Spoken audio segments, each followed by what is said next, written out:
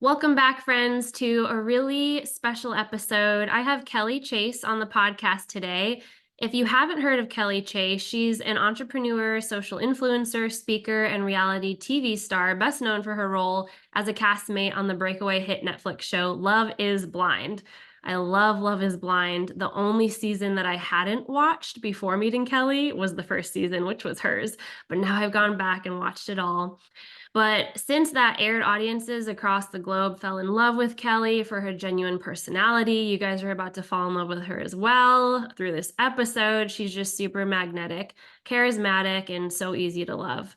Kelly is the founder of the coaching program Goddess Magic, which combines business strategy and mindset and relationship coaching to help women act like the person they desire to be, improve their confidence, and master their self-worth, creating a life they crave. So she's so much more than a reality TV show star. She's deep. We're going to dive into so much today. Kelly, welcome to the podcast. Hi, thank you. I'm so excited to be here. So happy that I get to Yeah. hang out with you today, see you again. I was looking forward to this all week. I know, me too. I'm so pumped. I know when I booked it, I was like, wait a second, I won't get to talk to her for like 2 months because I think you like sent me the link and you're like, why did you book it out so far? Yeah, I was like, I have to wait this long. Oh my gosh. Okay, I can be patient.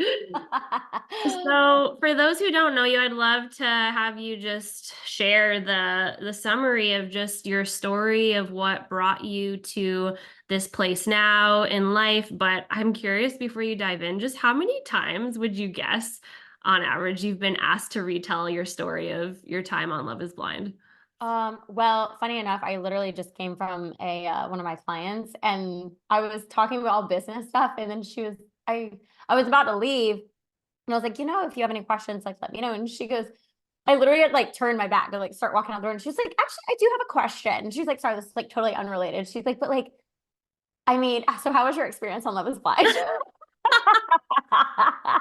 I love So it. then I had like a 15-minute long conversation with her about my experience and like everything. So it was funny. So I mean, it doesn't happen daily, but it does happen often enough for people, or they'll feel like kind of like timid to ask me, like, oh, I'm sure you talk about this all the time, or you're sick and tired of talking about it and stuff. And I'm like, I love it. Like I really do love talking about my experience. I think, it's a part of my story. So like if we're not talking about it, then we're just, we're dismissing it, we're avoiding it, we're detaching from it. And although that's totally fine for anyone who does do that kind of thing, I feel like it was such a big part of my life story and like Yeah. my healing journey and personal development and all of that. Like I'm like, I can't not talk about it, you Well, know? I think it shows too how much you've integrated it and you have healed, and we're always still healing. But, the fact that you can talk about it and not go back into re traumatization mode or like get Right. stuck in any of that. And when I met you, for those who don't know, Kelly and I met it's called the Champagne Club Dinner, hosted by Carrie Ford in Atlanta, Georgia. And Kelly lives in Atlanta. I traveled down for it, but we happened to be at the same, it was like a networking event, really fun, beautiful dinner night with women who are entrepreneurs, CEOs, all stuff like that. It was a great group of girls, but Kelly was the one that I clicked with the most, and I didn't know who she was going in. My best friend Courtney actually was like, do you know Kelly Chase is going to be there? I was like, who's Kelly Chase? She's like, from Love is Blind. I was like, wait, I love Love is Blind, but was it season one? Because that's the one that I didn't watch. And so I did look you up, I think, before that night. And when I met you, I just was blown away at how down to earth you were. Like, if I hadn't known anything, I wouldn't think that she's, what so many people can associate with celebrities, like so hard to talk to or hard to approach or too cool for school. You were so endearing. And I noticed you were open to sharing about your experience, I was just curious as hell. And I was like, I hope I'm not peppering her with too many questions, but I was just fascinated by all of it. Yeah. So, all that to say, yeah, what's the story? Give us the lowdown. Yeah. I'm like, how far back? I mean, let's see. Okay. My whole 20s, I would say that I was very in this like, I don't know, like dissociated, disconnected space. Granted, I didn't know that at the time, right? Until I started doing more of this like personal development and healing work. But for the most part, all of my 20s, I was constantly like in this going, doing mood or mode all the time. I mean, I worked 9 to 5. I've never only had one job. And if I have, it's been over the last like year and a half, and it's only for a few months at a time because I get something else that I need to do. Um, but my whole 20s, I was working 9 to 5. I was working various side jobs. I got certified as a health coach back in 2013, and that was really like kind of a catalyst for some things to start, but nothing as grandiose as these last like 6 years have been. But with that being said, it was still just like a side thing. I really didn't know like what I was doing. I think just the coaching was encouraged. My mom had gone through health coaching school, and my boyfriend then at the time was like, I feel like you like to talk, like you're all about health too. Like, why don't you go through with this? Do what your mom's doing. I'm like, sure. So I did, and the program just sets you up to start your own coaching business. Again, I just didn't know what I was doing though. But so I put myself out there, whatnot. Um, and then from over time, I got like personal training certified. I was a fitness instructor for an all audio based fitness app. And that fitness app actually was like what brought me my first person to tell me like you're changing my life. Like your workouts are so impactful. They're so like they're really changing my life. And I was like, wait, like I've been working like in corporate America for like 9 years or 10 years at this point. Like I've never heard anybody tell me I'm impacting their life. And I'm sure that there are other corporate positions out there where that does happen. But in my case, that was not. So I was like, okay, there's something here I need to lean into. Um, I found myself also in my 20s losing myself, especially after that one relationship where the guy encouraged me to go through the health coaching. I like was kind of more, we dated for like a year and a half, I guess, but more in lust with this man, like very blinded by love.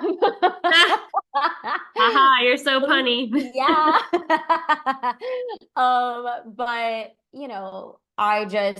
I lost myself after that relationship ended. I went through a whole like body image challenge, like struggled immensely because him and I had talked about maybe me doing like a bikini competition at some point. He was always trying to like encourage or empower me to do things, I guess, like even to get my teaching, like my spin certification. Like he encouraged me to get that too. And I did enjoy it, but I had never like thought like, oh yeah, I want to become a spin instructor. But anyways, so I think once we ended our relationship, I was just so devastated, so heartbroken. And I don't necessarily think it was like a conscious thought of me saying like, oh, well, if I do this, maybe if I get this like bikini competitor body, he'll like want me back. Okay. But I think subconsciously that's how I was programmed. So I wasn't trying to do a bikini competition. I just wanted to do their workouts and like, or I didn't want to do the workouts, but I just wanted the body, the physique, right? And I looked fine at the time. So again, body image. Um, I found myself severely under eating, obsessively working out. I did lose some weight at the very beginning. I saw 99 pounds on my scale, and it freaked everybody out because they're like, are you? And this is kind of funny, but like I brush my teeth like after every meal. So even at work, like I would eat lunch and then go to the bathroom. Everyone knew that. Like everyone knew that, but now I'm losing weight. So they're like, is she throwing up? Is she bulimic? Right. So my boss was concerned, finally went and got like blood work done with my mom one time. And anyways, all that to say, I still like, they couldn't figure out what was like quote unquote wrong with me. They didn't know why I was losing the weight and everything. Yeah, I was under eating a little bit, but I didn't think anything of it. Because every time people would ask me, like, what are you eating? I would tell them like, oh, okay, But then I started to gain weight and I kept gaining and I kept gaining and I kept gaining. And for someone who is 5'2", if you are 5 pounds heavier than what you feel is your normal weight, 5 pounds feels like 100 sometimes. So I gained 30. Yeah, I gained 30 pounds. And I was just like, I feel like I kept like restricting even more food. But then I was teaching spin classes. I was working out like crazy. Like I would teach a 45-minute spin class and then get off and go like lift heavy weights for another 45 minutes. So my Wow. body was just in a constant state of stress. My cortisol was through the roof. That's why I think my body was just like storing literally anything and everything it could to fat because it was in survival mode. So turning carrots into fat, I swear to God. Because I wasn't eating much. And it was, I joke about it now, but obviously it still rubs me the wrong way. But like one of my best guy friends, I was like out with him one night and there were cookies somewhere. And I went to like get the cookie. And obviously, like I was still a little bit bigger. And he said like something like, "Are you sure you want to eat that?" And I started crying Mm. so hard. And I was like, "Fuck you. Yeah, I do want to eat this because I've been eating chicken, asparagus, and sweet potatoes every fucking day for a year." Like, I want the cookie. Yeah, but I started crying because I was like, "Are you serious? Like, you don't even know the torture that I've been putting my Yeah. body." So anyways, um, but long story short, I found a program, started like working out a lot less, like doing like 20, 30-minute workouts, and I was doing and I started eating more food. And I was like, oh, my metabolism, like your body actually needs food to fuel itself and everything. So with that, started to lose the weight. That was great. When we filmed Love is Blind, I actually still was not at my best, quote unquote. I still felt like I had like 10 more pounds to lose. Which kind of ties back to you in a second, like what you do. But I'll tell you. So anyways, lost that weight, but was like falling like the guys that I was dating in between this time of like filming Love is Blind and that ex-boyfriend, I was just constantly like losing myself in Mm. relationships. Like guys didn't want to commit, they're like leading me on, or maybe I was sleeping with them too prematurely before I've even like know that what their favorite color is. Like I didn't know much about them um and I had a tendency to like pine over guys and like be the fixer, like hold on to them, very controlling, very graspy. I had a kind of quasi relationship with someone that I had worked with um, before I left a position that I was at. When I finally was like, when the coaching stuff and the fitness training, when I heard the people like saying like, "Oh, you're changing my life," that was like my cue. Like, okay, this situation at work isn't working out either, and I feel like I need to lean into this. So I left that 9 to 5 to pursue the health coaching and that fitness app full time, and get away from that person. So that was good. But that year, it was like the end of 2017. I actually had connected with someone on Instagram. And I don't know if he was on my explore page or something, or if he started, I think he liked a picture of mine. Anyways, so I start following this guy, and he lived in Arizona at the time. But watching his story and everything, he was sorry, I'm telling you like every detail of my life right now, but I I hope it's love okay. it. Go for it. Okay. I'm here for it. I'm like, where do you want me to start? But anyway, so I started following this guy and was watching his Instagram stories and posts and everything. And he was talking about like health and nutrition and very much aligned with like gut health, what I had been talking about and going through. And then also like he was meditating and like reading personal development books and like all this kind of thing. And so we connected through Instagram DMs, and basically, he was literally like my catalyst for the personal development space. Like he was, sharing all these books with me. I ordered them on Amazon, started reading them, and I'm like, whoa, like stuff is just like changing my life.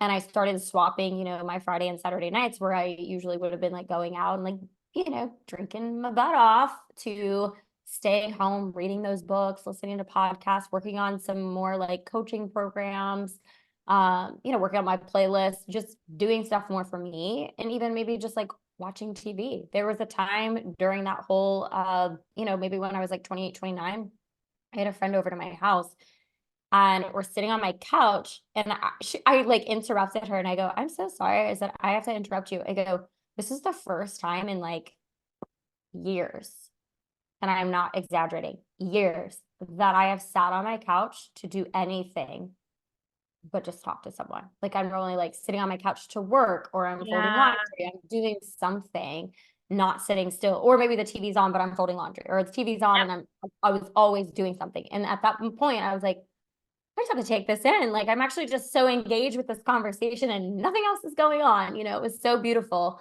And that was kind of like a key, like, okay, Kelly, like, you're like burning yourself at both Yeah. ends. I mean, I was in such radical burnout.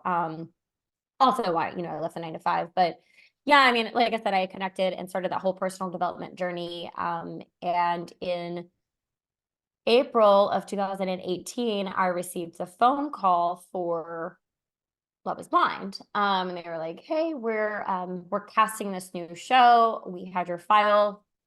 Backstory, they had my file because they had interviewed me for Married at First Sight like a few years prior to. So, and I had interviewed that whole thing, and they sent me the contract for Married at First Sight, and I was like, nope, absolutely not. I was like, that sounds so scary. My parents might murder me. But anyway, so they shared the concept with me and about Love is Blind, and I was like, yeah, that sounds amazing. So part of it was a little ego. Like I was like, oh, I'm going to show my friends that I can like meet someone without, ever seeing them and have an emotional connection. Because a lot of them, and they're not wrong, but I mean, the guys that I was attracted to were very good looking guys, but they didn't treat me right, and I wasn't enough in my power to be like, oh, they don't treat me right. I like, bye, leaving that. I just would try to be like, oh, I'm the cool girl. They can hang out with me still. Like we can hang out still. And it was, but it was torturous and like emotional cutting every single time I was around any of them. They're like hitting on other girls in front of me and things like that. And it was just bad. I just had no backbone. I had no power at all. But anyway, so then we filmed Love is Blind in the end of 2018, and it rocked me. I mean, it definitely did. It was such a great experience. It was an absolutely wonderful experience. I mean, but with that came like a lot of like the production themselves were asking questions, not to interrogate you in like a terrible way, but they are interrogating you to just learn more about you so that they can create a story, Yep. a narrative. Obviously I didn't know that's what they were doing at the time, and I'm just an open book. I'm so vulnerable, I'm so raw and transparent and everything. So I'm like giving my whole life story to them. And sharing about family challenges and, the boy challenges, every single thing that I had pretty much gone through. I had experienced a traumatic assault, sexual, physical, verbal abusive, emotionally abusive situation in college, which I'll talk a little bit about. But I I mean, I cried like every single day on set because they would Mm. just bring, they would ask me a question that would bring up something from my past that I had really never talked about. So I did talk about the sexual assault and everything. And, you know, what I feel like could have been a better thing is that if they had like therapists on staff or some type of mental health support on staff to help. Okay, we just like unleashed all these traumas, big T, little t, with all of these cast members. I feel like we needed a safe space for someone to like kind of facilitate and get us back grounded again. But I mean, I saw girls have panic attacks, Yep. anxiety attacks, like coming out of their interviews, like, oh my God, I've never talked about that before. Like, holy shit, I hope they don't air that, like freaking out, like all this stuff. And, it was a lot. And just the experience of like meeting someone in 7 days behind a wall and getting engaged behind a wall. Like, it's just like such a high level, like emotionally intense, high level experience. Um, Again, love the experience as far as like being on camera, and I loved all of that.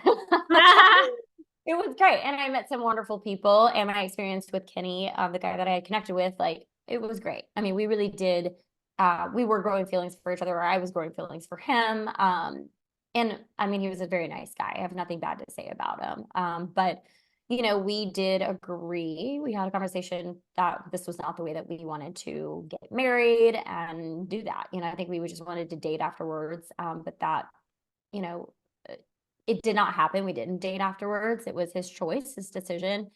Granted, in hindsight, I think, again, the fixer, the controlling part of me, the unhealed parts of me, those wounds were showing up like, oh, this guy's rejecting me. Okay, well, I'm just going to show him like why I care about him and like that we need to make this work and all this stuff. Like I wrote him a handwritten letter, which is so beautiful. But also, I think it kind of freaked him out too. It was like, this stage 5 clinger. Like, whoa, what did I get myself into? But, and it wasn't a letter like professing like, I'm in love with you. You need to come back to me. It was just like, this is where I'm at. I would like to see this through kind Yeah. of thing.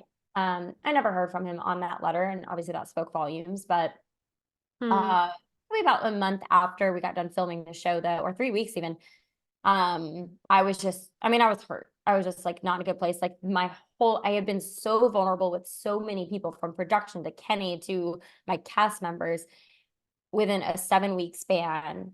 And I go from totally single to having a ring on my finger, walking down the aisle to my parent, with my parents. And that was uh, such an emotional experience right there, because it's like I knew I wasn't getting married. My parents are seeing me for the first time in a wedding dress, and that was just absolutely awful. I mean, like I felt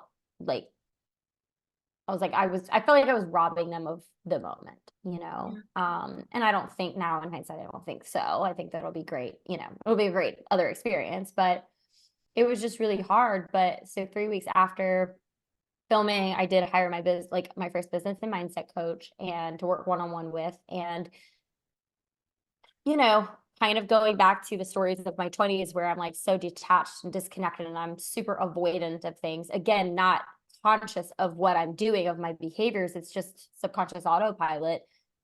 But that was kind of what I was doing with the business and mindset coach. I like hired her to be like, well, this didn't work out for me. So I need to like just go all in on my business and like get my shit together and blah, blah, blah. And I think a lot of us do that. I think a lot of us react and take actions from a place of a trauma. Like it's a Yeah. reactive state. And I had that conversation with a girl a couple of months ago, and she was like, I feel like everything that I was doing in my life was just coming from, oh, this boy broke up with me, or I got a divorce. Oh, I'm gonna like get my fittest and blah blah blah. It's like everything that we do. Granted, it winds up becoming such a pivotal moment in our lives and such a empowering time of our lives. But at the end of the day, it came from a trauma response. Mm. So so interesting. Within the first week and a half, probably 2 weeks that I was working with this girl, she knew that I had done the show. She was one of the, people that only knew that I had done the show. And, her biggest question to me was are you sad? Are you hurting because you are in love with this man and you've lost him? Or are you hurting because the pain of rejection is just that like intense? And when she asked me that question, I was like, whoa, the pain of rejection is just that intense. Yeah. I was like, yeah, I mean, I was falling for this man that I was getting to know, but I was not in love with him. Like, I knew that. I felt that. That's why there's no way I could have gone through with that marriage. Um, but, I was like, I wonder if that's like how it's always like that's must be how it's always been. Like that rejection pain is just so hard to deal with. And it's like you're grieving. It's just a grief phase that we all have to go through, whether it's losing a pet or a human, like, or Yeah. a job, it's like that rejection is just so intense, and it really challenges your self-worth and your character and everything. And it's like, I think what we discovered through that, my 4 or 5 months of working with her was, I mean, granted, yeah, she taught me like the business stuff and like all my money limiting beliefs. I mean, that experience like rocked my world to the fact that I was like, I have to do at someday I will be doing what you're doing, because it is absolutely phenomenal. The like healing that came from that. Um, but what was I going to say about that? Hold on, let me think. I don't remember where I was going with that before I interrupted myself. Why I do that sometimes. Anyways, it was just like such a profound experience. And like fast forward though, where I was going to say about like where you come in as far as the somatic work that you do, a year later, I wound up working with her because she got like she became a breathwork facilitator. So she was going through her like credit, like earning classes and whatnot, right? So she was like, I have to practice this on, like 15 people at no cost, whatever. And I was like, okay, yeah, like sign me up. I'll do it. I had no idea what I was getting myself into.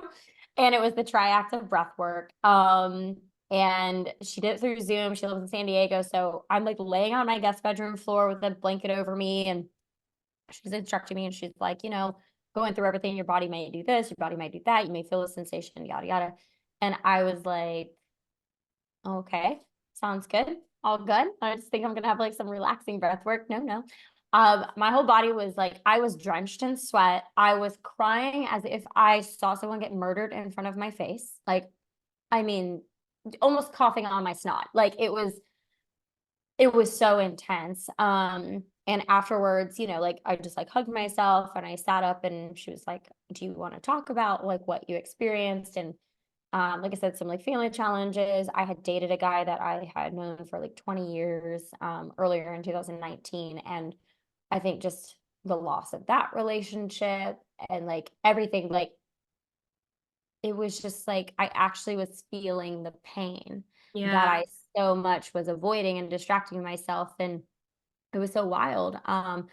But then I just felt this like huge like let go. Like I just kept telling my mom, I was like, I don't know how to explain it, but it just feels like a let go. Like this weight has been lifted off my shoulders. I'm no longer feeling, or for the most part, like I'm no longer feeling this like shame around certain things. I'm no longer feeling like this control or like that I have to fix this. Granted, yeah, it's probably a deep rooted thing, but oh, that's where I was going with that. While we were going through all of this stuff of like the talking, the underlying like deep rooted story was like, what's wrong with you? So with everything, and granted, I mean, I love my parents, they're great. Everyone's programmed, from their programming.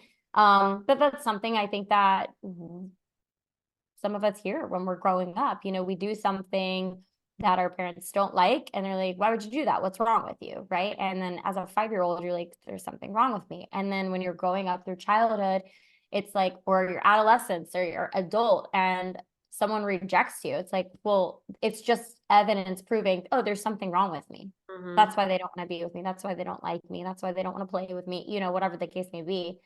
Um, so that deep rooted story has definitely like was a very big wound that I mean, I still carry with me. I still find myself, although I have done so much healing and although I have so much awareness around it, at least I have the awareness now. And Yeah. it has been from those breathwork sessions to working with a handful of or a variety of different coaches and therapists and specialists to understand and just have, the conscious awareness of like, okay, well, just because this happened doesn't mean this. Yeah. And I try and find evidence now around, you know, okay, well, that's not the story. This is the story. Like to Yeah. create a new story for myself, and it's definitely helpful. But I don't know. It's been a really interesting journey. Obviously, there's like a lot of components to that story, but a Yeah. lot. There's a lot of components. It's deep waters. Like what you've been through is pretty unique to maybe the majority of people listening right now, right? Like very few listeners may be able to relate to being on a top global TV show, but what we can all relate to with what you're saying is that deep sense of self abandonment and, not honoring our needs, not listening to our body, going slow enough for the pace that it's calling for us to go at. And then just the deep wounds of abandonment and rejection. I say this a lot, but I truly believe all of our deepest pain can just be boiled down to a severed sense of love, safety, and belonging. So, where else do we find that then in relationships? Mm-hmm. There's that Yeah. quote where it's like our deepest wounds come from relationships, but so do our deepest healing. Being in a relationship just brings up so much under the surface that is calling for our attention and like evolution and growth. And that's enough just there. But then add a nationally viewed TV show to it. Like I can't imagine the amount of pressure. I'm not even close to surprised that you saw regular panic attacks and anxiety attacks, and to hear that you were crying every day. It's also just a reminder and so wild that wow, that was not how you portrayed yourself or that they portrayed you on the Right. show. Yeah. You were like the most bubbly, always smiling, right? So when you first said that, I was like, "Really, Kelly?" Um but that's Yeah. what stood out to me that night when we were talking. And I was like, of all the things that were twisted and scarring and, just not not supportive for your safety or nervous system, what was the most traumatizing? And I remember you said the self-abandonment. And Yeah. so it stuck out to me because that's been the theme of my life. I think it's what so many women are like identifying for the first time right now. Mhm. Just even that term, that phrase, abandonment wound or self Yeah. abandonment, us leaving ourselves, not honoring ourselves. um, you've really been through it and you did get to a point where it's like, I'm not going to avoid this anymore. I'm not going to hustle away from it. I'm not going to, drown myself out with the multitasking and the stuff that us go-getters are so good at distracting Mhm. ourselves with. Like, I'm going to feel it. And it sounds like when you finally did, when you got still enough to get into your breath and into your body, you're like, whoa, this has been a long time coming and I'm really Yeah. feeling it. Oh Um, yeah. have you heard the new song? This is kind of off topic, but exactly on topic. Stargazing by Miles Smith. I don't think so. I mean, when you say that, I I'm have to send thinking, it to you. And I'm like, should I sing it for her? Because I yeah, can't. I know because I'm thinking of like the song like by some like stargazing. Like a Kygo song. It's Not like that. I'll have to send it to you, but it's Yeah. now it's not even coming to me if I were to sing it, but it's really made me think of that self-abandonment. And if you watch his Mm, music video, it's all about that. Like you and I have like I've been here this whole time, basically. I've been here mm, for myself, but we've lost ourselves in so many ways and gotten lost in all of these relationships. And yeah. I'll have to send it to you. Yeah, yeah, definitely do. Yeah, it really, just like, I mean, speaking about the self-abandonment, I mean, if you like, it's just such it is such an overall thing when if your listeners, like take an audit of your life and like look at like financially, spiritually, career business wise, your relationships, romantic, family, network, social, career, whatever type of relationships, even your health, your own image to your body, like how are you in what area of your life are you abandoning yourself? And that abandonment can look like so many different things. Losing yourself in a relationship, it could be binge eating, it could look like being a workaholic, an overachiever, a perfectionist. Like those are all things that can be signs of you abandoning yourself because that's not really how you want it to be. Like I Mm, think if you were to paint out or like, write out exactly how you wish yourself to be showing up in the your dream career, your dream business, your dream relationship is what you have that. No, okay, well then you got to start making some choices in order to get back to yourself and not abandon what you're really wanting and who you really are. And I think, I mean, there's still, I mean, I feel like you asked me, this too when we were at dinner that night, but it's like just these last like probably since the beginning of this year. It's just really been since the beginning of this year. So there's just 5 months that I have been focused on, okay, that isn't serving me. Let me remove it. And granted, yes, over these last like 7 years, yes, I've been doing that, or like 5 years, I have been doing that, but like to a grander scheme or I can more quickly make those decisions now. Oh, this doesn't serve me. Okay. Let me accept the reality of this. Okay, that doesn't serve me anymore. Let me just move through that. Let me let that go. And mhm. it's, like my whole health coaching stuff. I mean, I've been doing it for 10 years. And literally, it was like January, the end of January. I was like, I can't do this anymore. I don't want to do it. I have been holding on to this for the last 4 years. I do not want to do health coaching. I mean, yeah, when I'm talking to clients or talking to people, I don't mind talking about nutrition. I don't mind giving that advice, but like, I don't want to do that. I don't Yeah. want to talk about it. It's very custom to talk about health coaching in a sense because like everybody is different, but every body is different. Like just because I need 300 milligrams of magnesium, maybe only need 200 milligrams of magnesium. Like it's so specific to everybody. And I'm like, I just like don't Yeah. want to go that deep with people.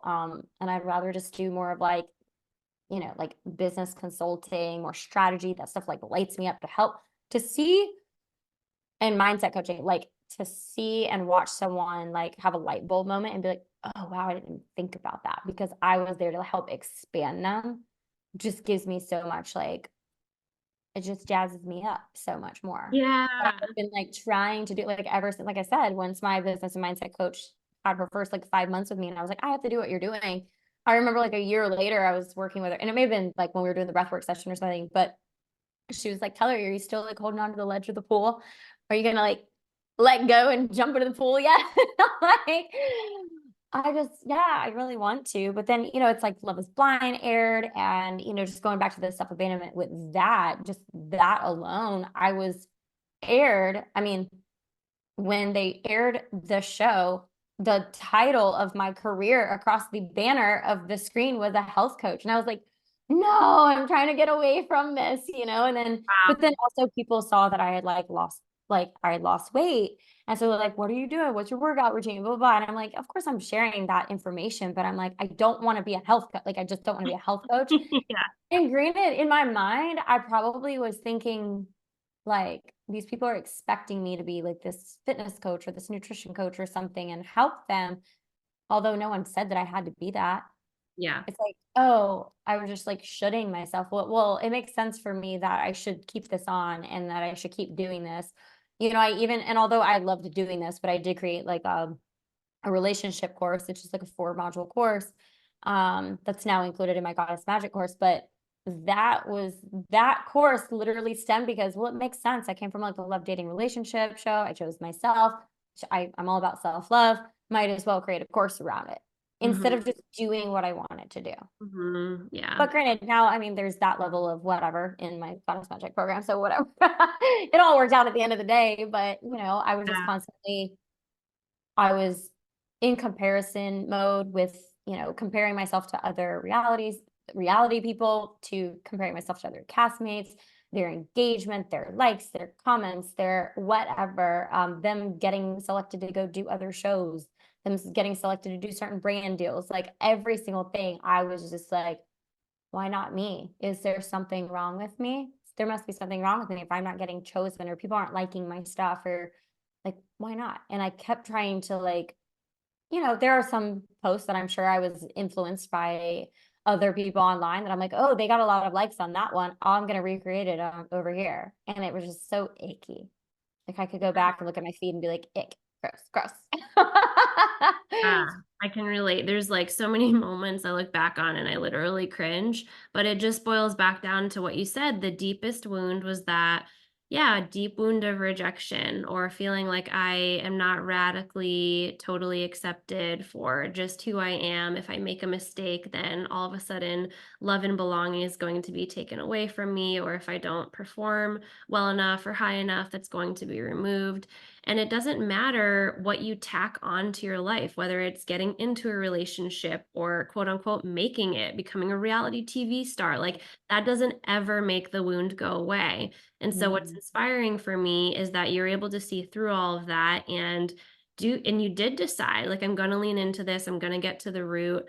And as much as you feel like you self abandoned, and I can relate to that so much, so many women listening can, when you said stage 5 clinger and just, the one that's chasing, like that's totally me too. And I just think it's important too to honor the wisdom of our nervous system in that. It really is a wise orienting survival response that has helped us survive some pretty threatening, situations. That fawn response or that people pleasing or that seeking for connection, like there is wisdom in that. It's helped us survive for some time, Mhm. but it does get us caught right in this place of like, okay, now this has reached its expiration date and I don't want to live my life like this and feel like the only way for me to feel safe and okay is if I am constantly reassured and connected to another human. I would love to be able to experience that just in and of myself, no matter who's tacked onto my life or what situations are happening.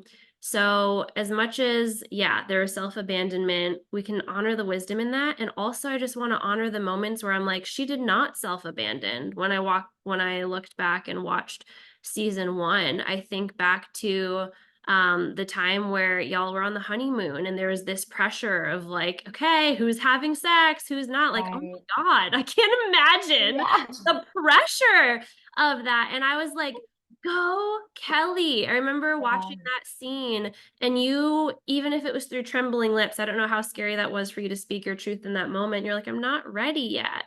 And at that time, I didn't know anything about your past with sexual, abuse and the trauma that you had been through in that way. But for me, is just viewing that, I was like, that is amazing. And I wanted to ask you if you're comfortable talking about that. Would you say that that was because of what you had been through in that past traumatic relationship that it created intimacy blocks, or was it just not the right person? Like, what was going on inside? Yeah. Yeah. So honestly, it was more, I had made a promise to myself. Like, I think because I had started this whole like personal development thing, and I was like, okay, in the past, I have been very, like I said, quick to maybe sleep with someone. And because I had started loving on myself that year, I had made a pact with myself for 3 months. Like, I will not sleep with someone for at least 90 days. So I met this man just yesterday. Right. Like, You're on your honeymoon already. right. I'm like, so honestly, it was that. That was the reason why I was like, and I told him that from the very, I was like, yeah, I mean, granted, I think it was like maybe the first night of our honeymoon kind of thing, or whatever we were doing, our pre honeymoon in Mexico. I think we just had that dialogue off camera. And then when they did obviously have it on camera as well. But he was like, yeah, that's totally fine. Like, I mean, yeah, we just met each other. Like, it's totally fine. I mean, we were intimate with one another. I mean, we didn't, just only kiss, but We had fun. yeah, we had fun. We still had fun. But we did get, so that there was that Mexico scene, obviously. But then when we were back in the apartments, now it's a couple weeks later, we're living together in Atlanta, and the camera crew came in and they were talking to us again about like, okay, now you've known each other for a few weeks, like, are you guys like thinking about, having sex now and like whatever. And I mean, Kenny again was like super respectful about everything. But he himself was kind of like, no, like I don't like, I'm okay with where she's at with all of this, and I'm gonna respect that, and I'm okay. Like I'm Yeah. totally okay with that. But I actually did tell them, I was like, I have not a problem, but I guess, yeah, a problem. I was like, I kind of have a problem like with orgasms. Like, I've never been able to have an orgasm with a partner. And I had, at that point of filming, I had never had an orgasm before. Yeah. And I'm saying this, and like, I remember Kenny like grabbing my hand and being like, do you really want to talk about this? And I was like, yeah, it's totally fine. Like, I don't care. Like, it's fine. Like, yeah, it's a little like nerve-wracking, I guess, but it's fine. But I was like, I really think that it's because of the sexual trauma that I have. I was just so disconnected from my body at that time. Like for me, when I get a guy off, it almost makes me more aroused because I'm like, yeah, I did it. And subconsciously, I want to say like how I feel, and maybe this is wrong, but this is how I feel like that experience to when I was going through that sexual situation in college, I got the guy off and then I could leave his house. Yeah.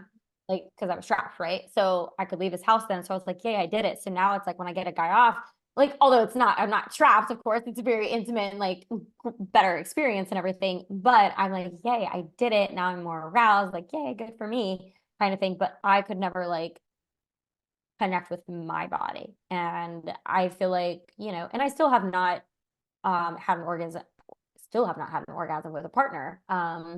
Only, masturbating by myself, or masturbating, I guess it's the same thing. But masturbating, but I, my it was my coach, my business and mindset coach. I swear to God, she's like my godsend.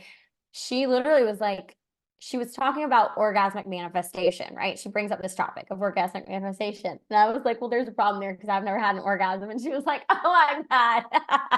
She's like, okay, yeah. So you don't really know what that feels like. I was like, well, I could probably like assume. And she's like, no, you can't just assume what it feels like. She's like, you have to know what it feels like. And so she was like for, like go practice on yourself. Like, I want you to connect to yourself, because if you're not connecting with yourself, like you have to start connecting to yourself. So I did, like, and over time, like now it's a weekly practice. It's great.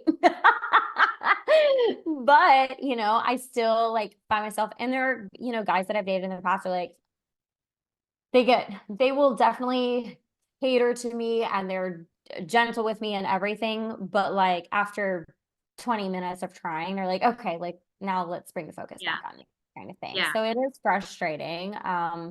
But I feel like Netflix missed an opportunity because I did share about my sexual trauma on the show. And I think that they definitely missed an opportunity to connect with a lot of people on that. Yeah, 100%. Yeah. Yeah.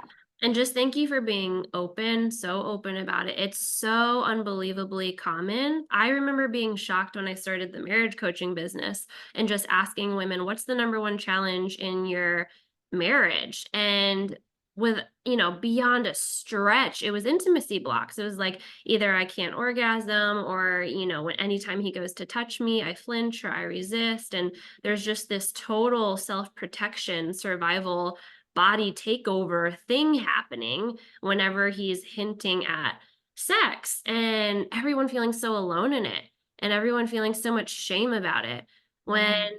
there's such good reason for it, and there's really so much power in being able to do what you are learning, continuing right now to Right. do, which is just dropping back into your own body, learning how to repair self intimacy, learning how to move trauma out of your body from any past, situations that were sexually abusive or traumatic. Some women with intimacy blocks, they don't have the past that you have. And they're wondering, like, now what's extra wrong with me? I don't have like Right. abuse that I can blame it on. But Mhm. sometimes it's, purity culture, whether it's growing up in the church and that being so Totally. stigmatized as evil and bad, and them not knowing how to separate that once all of a sudden they've got a wedding ring and they're like, it should be Mhm. fine now.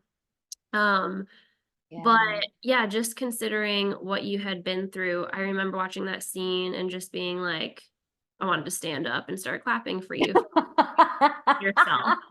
And another way that I saw you Aw. honor yourself is, yeah, on the wedding day and just speaking your truth. As hard as that must have been, I really, Kelly, cannot imagine the pressure and your family being there, like everything you described. And this is the kind of thing that I help women with on a daily basis, that, oh my gosh, should I stay or should I go? The people I work with Right. typically tend to be married already, but it's like, should I move forward with this or should I not? And not really knowing a lot of the time what their intuition is saying, feeling some outside pressure of what would my family think. So again, yours is just like elevated to the max because it's not just you wrestling with yourself, it's also my family, it's also my castmates, it's also like the world who's going to be watching all of this on TV. How did you navigate the pressure of that and find your clarity? Well, as far as like the thought of the world watching, I think I that part was tuned out for me because I didn't even know. Like we honestly didn't know that if Netflix was picking up the show or not. Like Netflix was it was not, yeah, it had not been picked up by Netflix yet. Like there was production or whatever coming from Netflix to like check out behind the scenes of like how the show was being produced and everything. And with that, like they're like, yeah, we'll know in months from now if this is a go, if it's a green light kind of thing. So we didn't really know. But I think because I was so involved and so in it, so present with everything, that I just kind of had tuned that part out. As far as like my family, um, you know, yes, I think obviously I thought it was wild and they probably did too, but I was very honest with my parents. I mean, I got to talk to them, throughout, after the pods and after we got back from Mexico, because we kind of went back to normal life. And I mean, I would update them. I don't think some other castmates were. I mean, technically, maybe we weren't really supposed to tell people like what we were thinking, but I was, because I'm not gonna like sit there and like, I don't know. I didn't feel like blindsiding my family. And our wedding was on a Wednesday, and I thought that was weird to begin with, anyways. So like friends of mine, like I think we could invite like 50 people each to the wedding.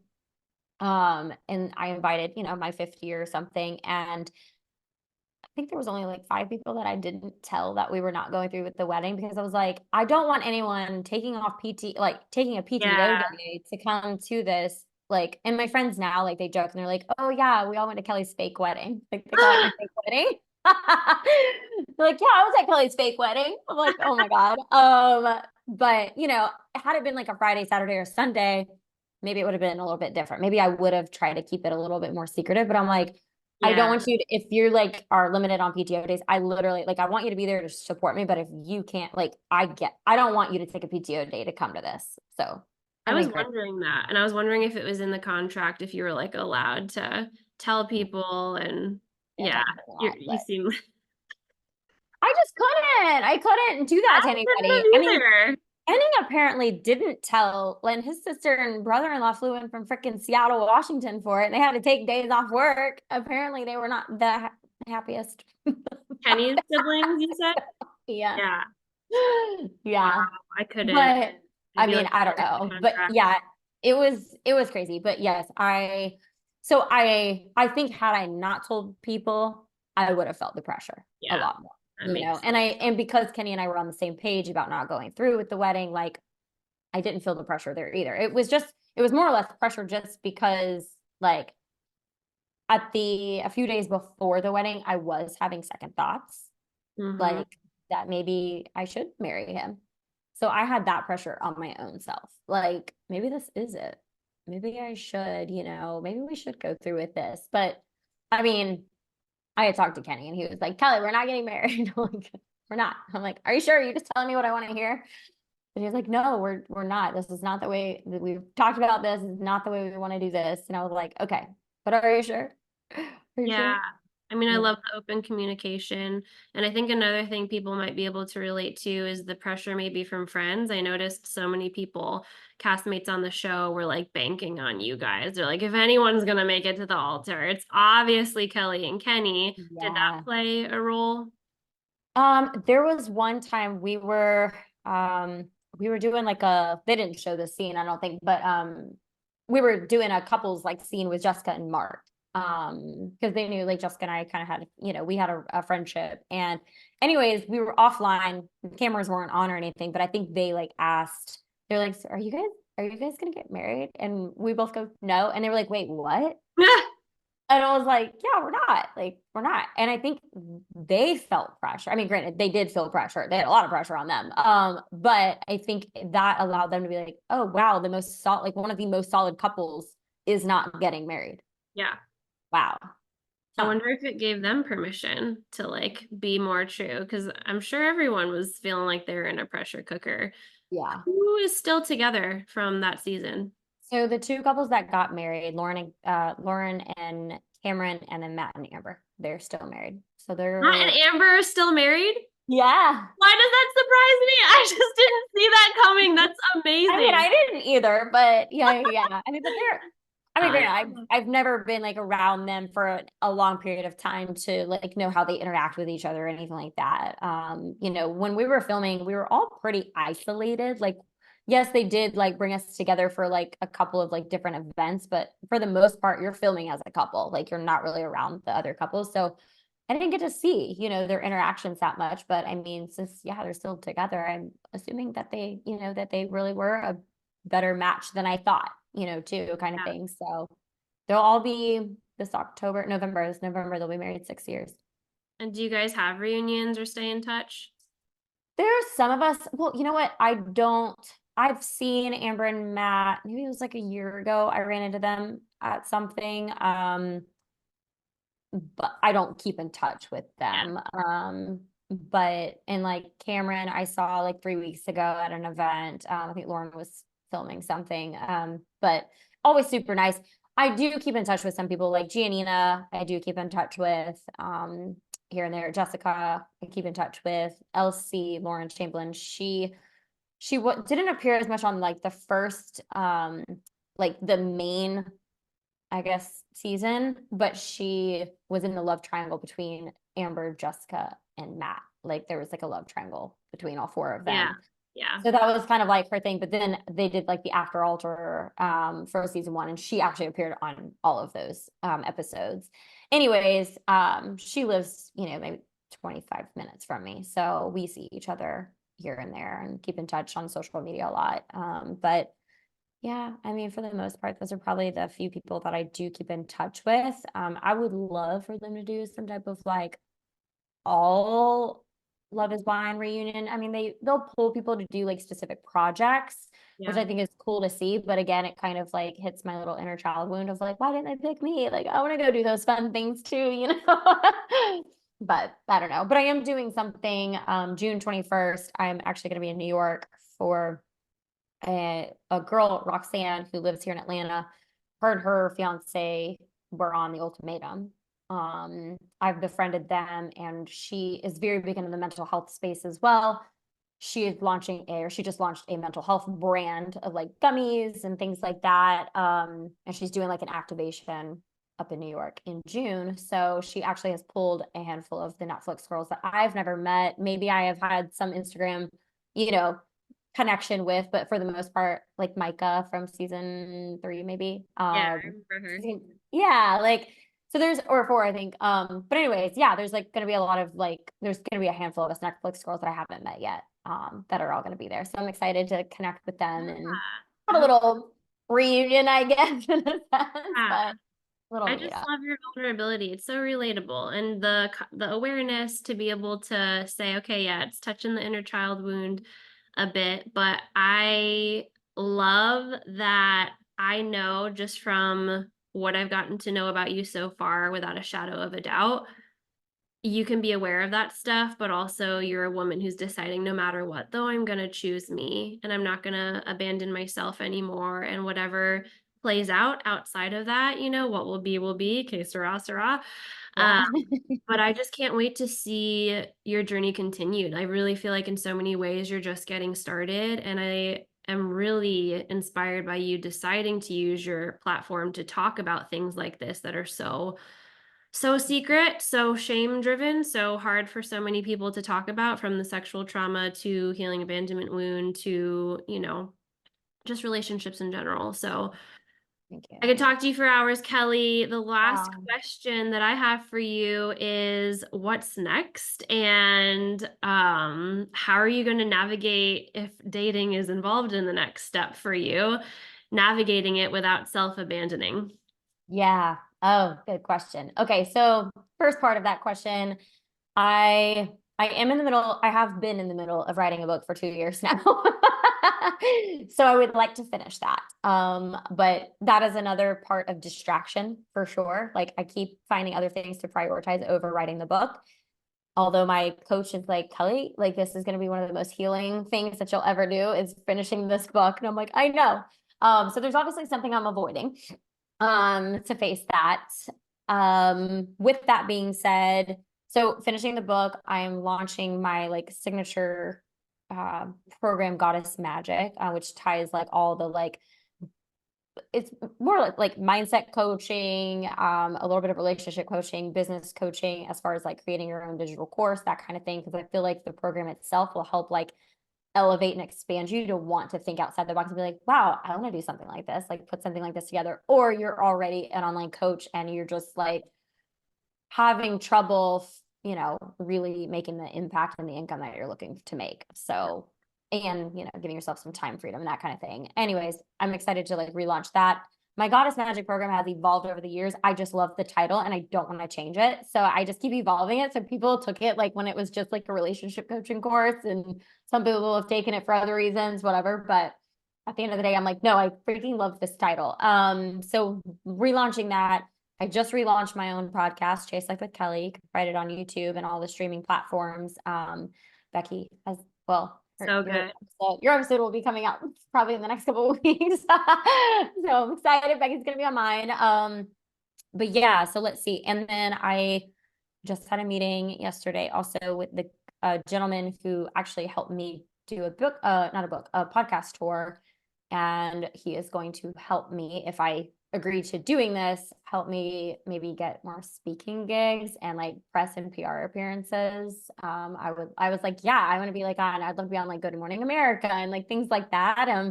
Just helping me to elevate my brand and who I am and stepping up. As far as the dating part of that goes, people ask me all the time, like, it's my number one question I get, like, are you dating? And I am open to dating. I went on a few dates a couple months ago. It didn't work out, obviously, but I have always, it's either like I know you, you're kind of like a new interest, you're like a new friend who I grow an interest for, and then we start kind of hanging out, we start dating.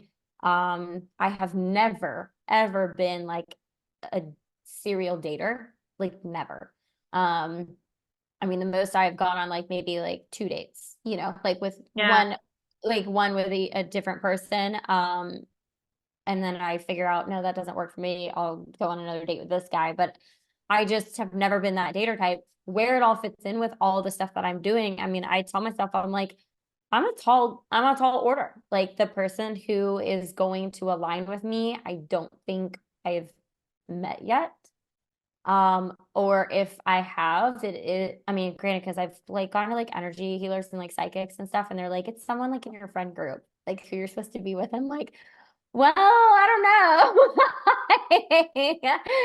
It's like, stand up soon. I'm ready to like, I mean, I want someone who is just okay and very supportive of where I want to go.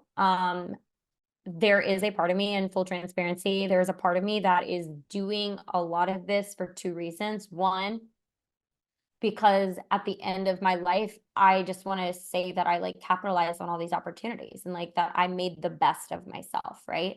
Not with like pressure. It's just like I know what I'm capable of. I know I can do more, so why not? But on the flip side, I'm like, I don't have a family. I don't have a boyfriend. I have nothing. So maybe this is a part of me distracting myself from being alone. There's that component of it too that I'm highly aware that maybe if I did have a family, I would be like totally okay just being a stay-at-home mom and hanging out and watching soap operas. Maybe I would. Again, this is just so true to you and the vulnerability and how raw you are. These are the kinds of back and forth decisions that so Yeah. many of us are arguing with ourselves about over, on a daily basis. So just thank you for being transparent about it and for being somebody who is committed to digging in and knowing that the clarity will come when the clarity needs to come. But yeah, I'm excited for your next chapter. Sounds like you're super bored and have nothing going on in life. Um, but The I'll worst. be I'll be cheering for you, and I'm so excited to just get this out for people to get to know you guys. Her podcast is amazing. Go follow Chase Life with Kelly, and I'll include all of her stuff in the show notes. But thank you for Yeah. listening today. Kelly, thank you for being on. So good to Thank hang out with you. you, and I can't wait to chat with you again soon. Oh, thank you.